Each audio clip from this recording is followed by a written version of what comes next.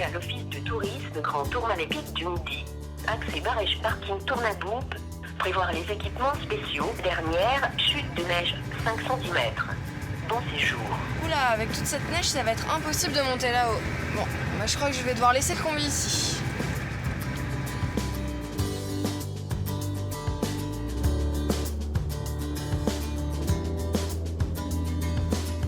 Bonjour à toutes et à tous, je vous souhaite la bienvenue dans ce nouveau numéro au sud.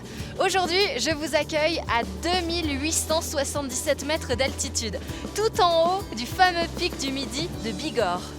Dans cette émission, je vous propose de partir à l'aventure. D'abord avec Stéphane Delpech, guide de montagne qui va m'emmener pour une randonnée aérienne dans des paysages à couper le souffle. L'aventure se poursuivra avec Romain da Fonseca qui s'est lancé le défi de traverser les Pyrénées en chien de traîneau. Et nous l'avons suivi lors de ses tout derniers entraînements. Et avec ça, vous prendrez bien un peu de garbure, la spécialité du coin. Ce sera Eric Abadi, une figure locale qui me la fera découvrir.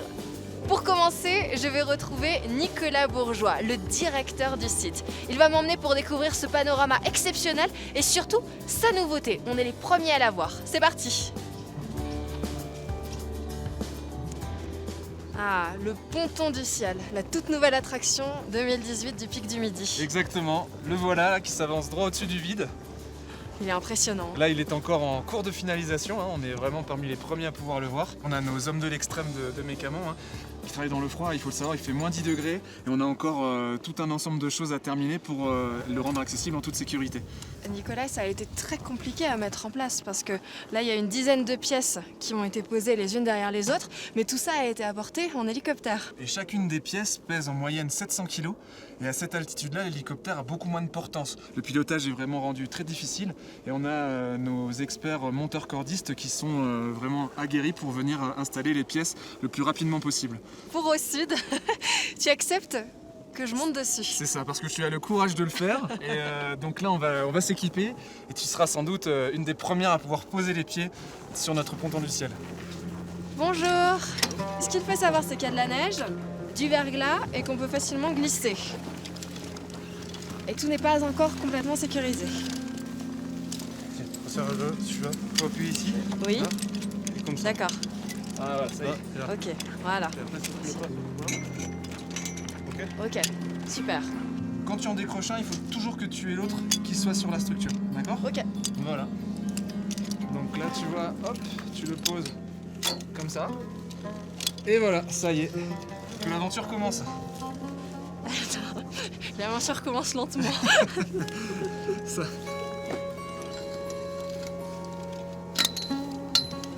Voilà, toujours un crochet. C'est pas facile. Mais c'est ça d'être pionnier, hein. On affronte toujours les éléments avant les autres. Donc progressivement, au fur et à mesure de s'avancer, eh bien tu vois le vide se creuser sous nos pieds.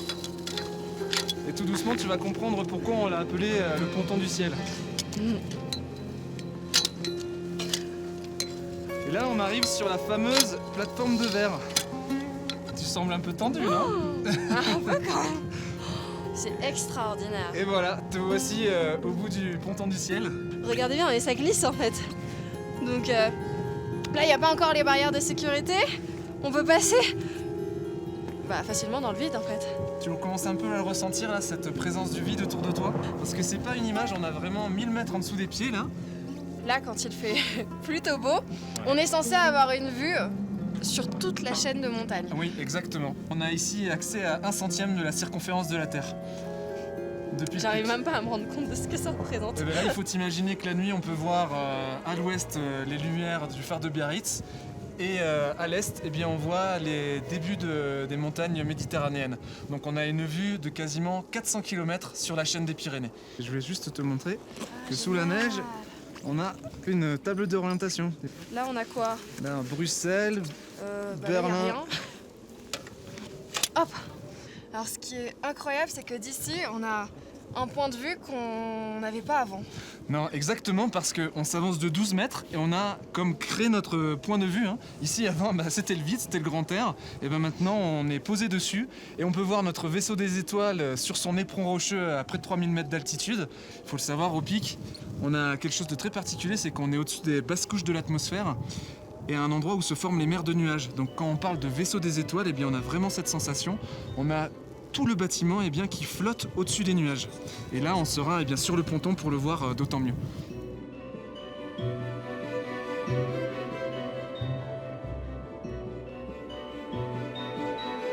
Un petit selfie quand même parce qu'on est dans un endroit insolite. Et oui, là c'est le scoop parce que c'est le premier selfie sur le ponton du ciel. Ouais, super.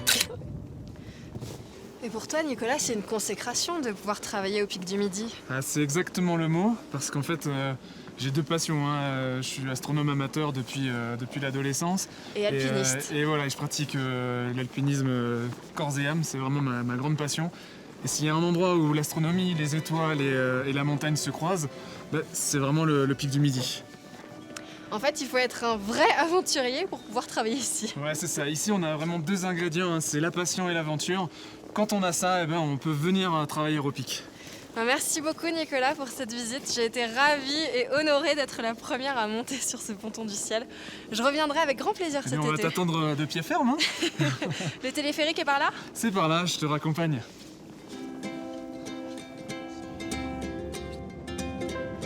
Il y en a pour combien de temps là pour descendre jusqu'en bas ? Là, c'est 7 minutes en tout. 7 minutes. Jusqu'à la partie intermédiaire. Eh bien c'est là où Cécile Combre travaille. C'est une autre aventurière. Elle est pisteuse depuis 13 ans et on l'a suivie pendant 24 heures dans son quotidien.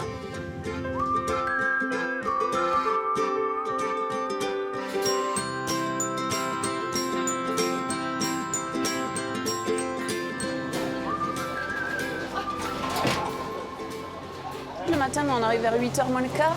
On est dispo à partir de 8h, 8h05. On part sur les pistes. Et là, chacun a sa piste, ses ouvertures. En fait, on est quand même une bonne équipe, alors on est content de se retrouver aussi, même si c'est tous les matins.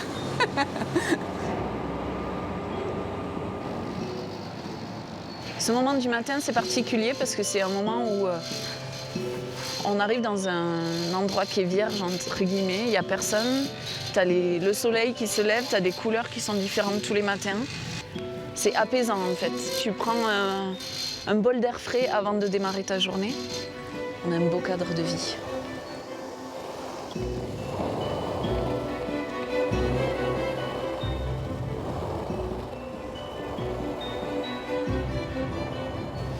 Donc là, on arrive sur une jonction de piste. Donc on met en place une longue banderole pour signaler et aussi pour canaliser les gens sur le virage. Hop. Donc ça, c'est ce qu'on fait tous les matins. Hop. Salut Guillaume, la verte tourne à bout ou verte et damée? Et Jean-Marc, toi tu étais sur la rouge Caubert, hein? Caubert. Ouais, Rouge Caubert damé, ça ressort très bien. Ouais. Ouais. Alors d'abord, Cécile et Arnaud, vous êtes prévu sondage de battage? Ouais. T'as choisi le site là? Oui, c'est bon. Ouais. Ouais. On Ouais. prend le site habituel. Le site habituel? On va remonter. Et là, tu bascules toi ou pas? Ouais.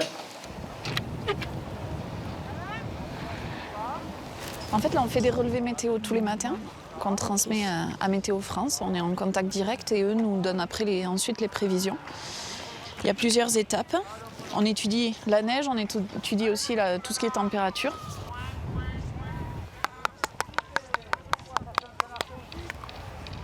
Donc grain rond et diamètre 1,8. En fait, le contrôle de type de grain va nous permettre de vérifier la stabilité et la résistance du manteau neigeux. En fonction de la qualité de la neige, on déclenchera ou pas les avalanches. Il y aura des départs plus ou moins importants.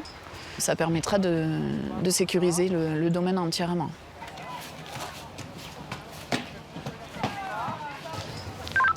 Cécile, pour tous les pisteurs, quelques infos météo. Température, -1, 80 cm à la perche, le risque en 2 aujourd'hui. Il faut penser à le changer, il était en 3 hier.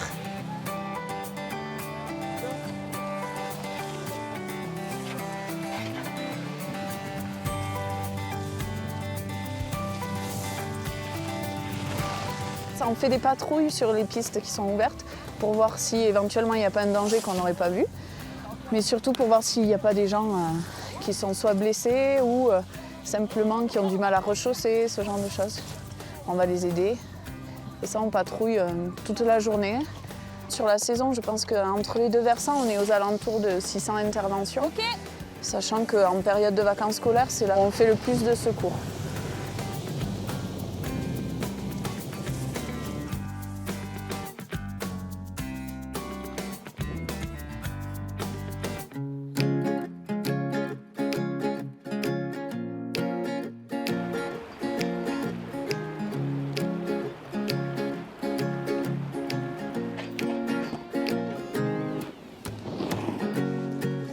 Le Grand Tourmalet, c'est le plus vaste domaine skiable des Pyrénées, avec 61 pistes réparties entre Barèges et la Mongie.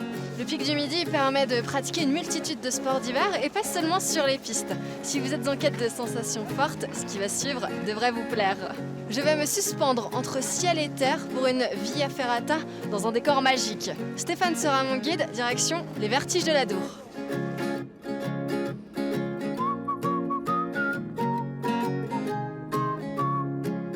Tyrolienne, pont de singe, zone d'escalade, la Via Ferrata surplombe la rivière de l'Adour. Habituellement, le parcours est ouvert au public à partir du mois d'avril, mais rien que pour nous, Stéphane a ouvert le site pour une ascension insolite. Et t'es un peu un aventurier dans l'âme, parce que tu rêvais déjà d'être guide de montagne quand t'étais tout petit. Ouais, c'est ça. Guide de montagne, moniteur de ski. Voilà, c'est un truc qui, voilà, je sais pas pourquoi. Hein.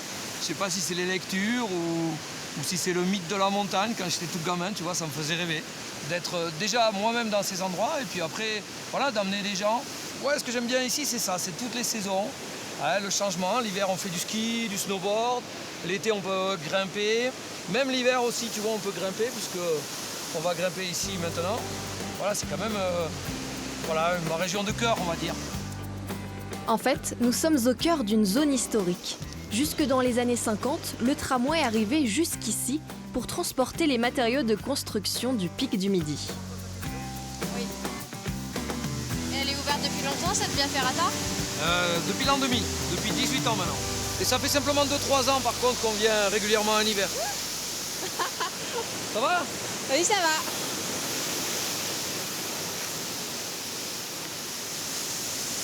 Elle est forte. Allez ! Bravo, elle est trop forte. J'essaye de pas penser au vide. Non, non, non, non. Et voilà. On est aux sources de l'Adour. T'as vu, on va monter là-haut après. Contrairement à tout à l'heure, on n'a pas de neige là. Donc on voit bien les prises, on voit bien les barreaux, il n'y a pas de souci. Faut profiter. On vient pas ici tous les jours. Même pas toi. Voilà, t'as un barreau à droite, Émilie aussi. Voilà, monte les pieds. Voilà, passe-moi tes mousquetons.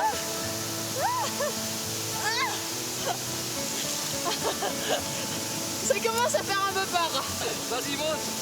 Allez hop. Parfait, maintenant tu vas me doubler. C'est toi qui vas passer devant. Pourquoi ? T'as vu, c'est l'épée ça. Ah, je peux m'attraper. C'est l'épée de Durandal. C'est ici qu'il était Roland de Roncevaux. Pour pas qu'on lui vole son épée, il est venu là, il a planté très fort. C'est pratique. Allez, vas-y. T'es dans le vide. Ouais, c'est dans le vide un peu. Ah là là.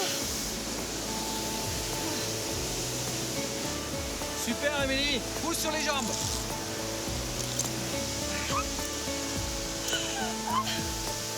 Attends. Tant que j'avais pas regardé le vide, ça allait, mais là, j'ai les jambes qui tremblent un peu. C'est normal. Voilà. Je m'accroche où là ? Alors, remonte au maximum du barreau là. Pousse sur le pied droit. Ouais, voilà. Mais c'est parfait ça. Ça faisait les bras. Hein. Parce que ce qu'il faut savoir, c'est que ça montait pas comme ça, ça montait comme ça. Et nous, on était en dessous. Voilà. Donc, fallait fort. quand même avoir des bras. Alors des bras, Ce qui n'est pousser pas sur mon les cas. jambes. Ouais, c'est vrai que c'est un peu sportif. Ils t'ont bien choisi. Hein. Peur du vide. Voilà, l'été, tu te balades en short et c'est ouvert, t'entends les oiseaux et tout. Et l'hiver, tout est endormi. Voilà, une manière unique de visiter la rivière. Du paysage Ouais. aussi. Émilie, ici c'est la tyrolienne finale, ok? Ma partie préférée. La partie qui nécessite pas trop d'efforts. Alors, main gauche ici, main droite sur le câble. Tu laisses glisser en freinant doucement sur le câble. Allez! Alors, c'est moi qui ouvre la route. Allez!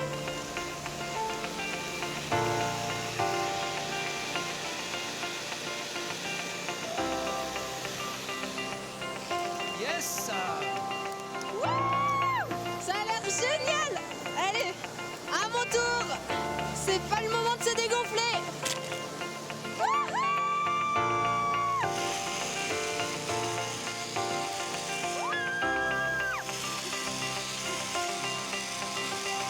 C'est génial! Bravo, bravo, bravo. Yes! Génial, bravo! Check. Hop, merci beaucoup! J'ai adoré! Maintenant, Stéphane, ce que je te propose, c'est qu'on s'intéresse à un autre aventurier. Vous êtes beaucoup dans la région, visiblement. Il s'appelle Romain da Fonseca et il a marqué l'histoire des Pyrénées à seulement 25 ans en devenant le premier à gravir les 212 sommets les plus hauts de la chaîne de montagnes. Et aujourd'hui, c'est-à-dire 4 ans après, il s'est lancé un nouveau défi, c'est-à-dire franchir les Pyrénées, mais cette fois en chien de traîneau. On l'a suivi lors de ses tout derniers entraînements, c'était à quelques kilomètres d'ici.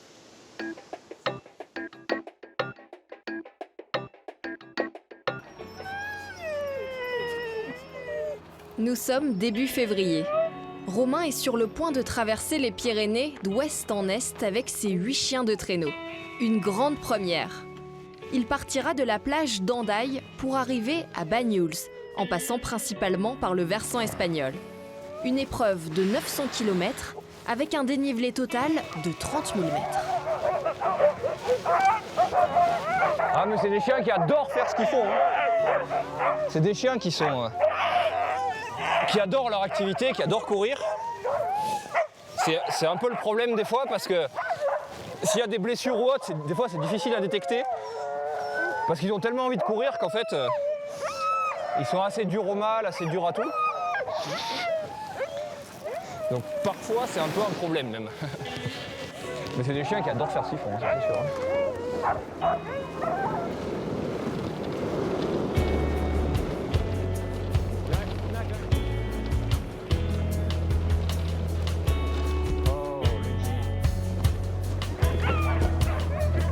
Avant de partir à l'autre bout du monde, moi je suis assez persuadé qu'il vaut mieux vivre un peu des choses à côté de chez soi, quoi. Connaître son jardin, on va dire, avant d'aller visiter celui des autres. Du coup, là, j'avais un terrain d'aventure tout près, j'ai déjà fait plusieurs traversées, et là, c'est un peu un rêve d'enfance de faire ça avec des chiens, quoi. C'est expérimental comme expédition, quoi. C'est vraiment du test de A à Z, donc je suis quelqu'un de très curieux, donc l'idée, c'est vraiment d'aller tester des choses, quoi, en fait. Je pense que je vais être servi. Oh, devant.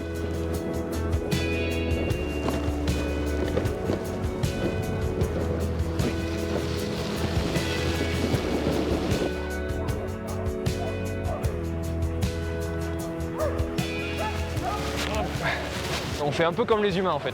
C'est un peu le même entraînement, il y a de l'entraînement de fond, de l'entraînement de la musculation, de l'entraînement du fractionné. C'est les échelles en gros qui sont un peu différentes. Évidemment, on les nourrit pas comme nous, hein, heureusement. Ça, c'est des chiens qui font entre 40 et alors, actuellement, hein, ils font entre 40 et 80 km par jour. Donc c'est 1 ou 2 marathons par jour, donc nous on serait pas capable de faire ça. Mais après, c'est vraiment vraiment le même type d'entraînement, quoi.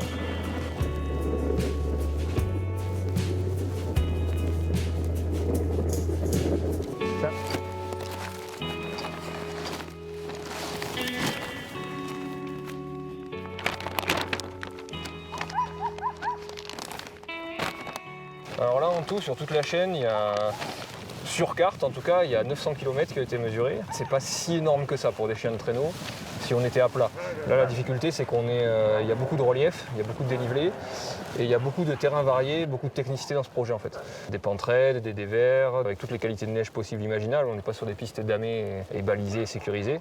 Toute la difficulté en fait de ce projet, c'est vraiment sur cette longue distance-là, arriver à passer tous les reliefs et tous les terrains variés en fait qu'on va rencontrer, quoi. Pour les bivouacs, en fait, si je sens que les chiens sont trop fatigués, on s'arrête et on se repose 1 heure, 2 heures, 6 heures, 10 heures s'il faut. Généralement, c'est des bivouacs quand même assez courts et on progresse de jour, de nuit. C'est vraiment du bivouac.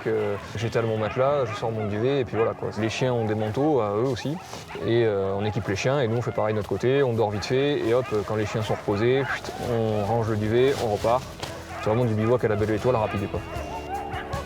Un mois d'expédition, des températures négatives avoisinant les moins 10 degrés. Malgré ces conditions extrêmes, le défi a été relevé. Romain et ses chiens de traîneau sont les premiers à avoir traversé la chaîne des Pyrénées.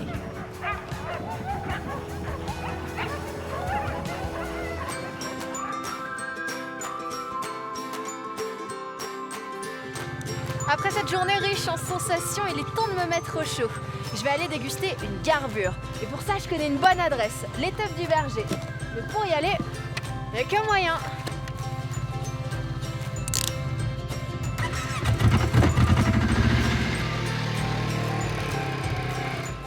L'étape du Berger se situe en plein cœur de la station du Grand Tourmalet. À sa tête, Éric Abadi, un des pionniers de la restauration d'altitude qui cuisine des produits issus de sa propre ferme.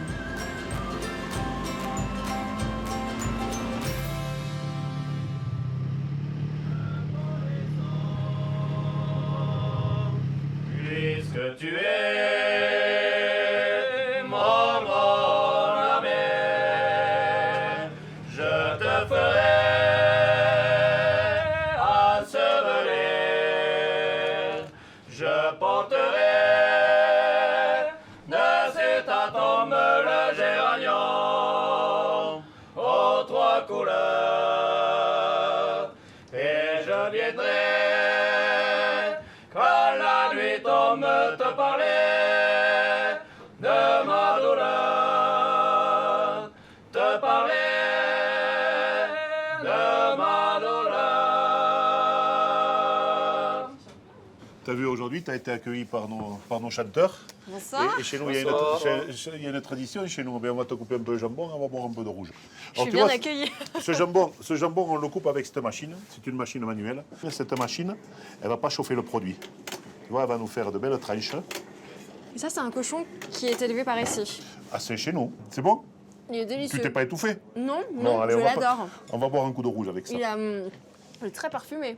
Ah oui, c'est un parfum, ouais, ça. C'est vrai que c'est goûteux. Le gras est aussi bon que le maigre. Alors si je suis venue ici, Eric, c'est pas par hasard. C'est parce qu'ici, c'est une institution et l'étape du Berger va fêter ses 50 ans. Voilà, c'est mon beau-père qui avait mis ça en place. Au départ, c'était une petite auberge. C'était en quelle année déjà? En 68. Donc il n'y avait rien autour. Il n'y avait rien. Et après, le télésiège s'est fait l'année d'après. Et après, bon, moi, je suis arrivé il y a 36 ans de ça. On a mis tout ça en place. Et j'étais éleveur. Je suis éleveur à la base. Donc, moi, le but, c'était de remettre sur la table ce qu'on élevait. Tout ce qu'on déguste ici, ça vient de ton champ ou alors de ton élevage. On travaille en famille. Il y a ma femme, il y a mon fils. Alors moi, je suis aussi venue pour ta garbure, la spécialité du coin. Écoute, je vais te montrer comment on l'a fait, la garbure. Alors, bien sûr, il y a des régions, ils la font... écoute, je vais te montrer. Tu viens avec moi. Allez, on passe à la cuisine. La garbure, c'est familial. On y participe, on est plusieurs à faire la soupe et chacun va amener sa touche. On va mettre tous ces ingrédients. Alors, ces ingrédients, on les a préparés. C'est les ingrédients qu'on va retrouver dans notre jardin. On va apporter un os, des os, de jambon, des jambons qui ont séché. C'est ça qui va coller au corps. Et quand il fait froid comme ça, il ne faut pas faire de régime, il faut manger. Et après, derrière, tu vas te retrouver tous les légumes. Ça, c'est de la citrouille. On a du poireau, on a du navet, des carottes, la terre des choux, on a du thym aussi, de l'oignon, un bouquet garni avec pied de céleri. Le haricot tarbé qu'on va cultiver, on a un jardin qui est à Gers, en dessous le campagne, à Asté. Et après, on va mettre tout ça dans cette marmite et on va la démarrer à l'eau froide, on va saler, poivrer et on va la faire cuire pendant 4 heures, peut-être 6 heures de temps. Ah, il y a une odeur de pot-au-feu aussi. Oui. Il faut laisser le temps au temps. Tu vois comment elle est épaisse? Tu vois, les légumes, ils ont bien cuit. Et ici, elle est prête, on peut passer à table alors. Et on va passer à table. On va mettre ici. Là, tu vas retrouver tous les ingrédients. On va mettre la ventreche, les travers de porc aussi, de la carotte. Bon appétit. Bon, nous, on va finir notre garbure. On va passer une bonne soirée, on va chanter. Oui. C'est déjà la fin de cette émission. J'espère que vous avez pris autant de plaisir que moi à découvrir ou redécouvrir le pic du Midi de Bigorre. Et on se dit à la semaine prochaine. Alors Émilie, avant de partir, Oui. quand on a fini notre garbure, on fait chabrot. Alors chabrot, c'est mettre un peu de vin pour nettoyer ton assiette, parce qu'on ne gaspille rien.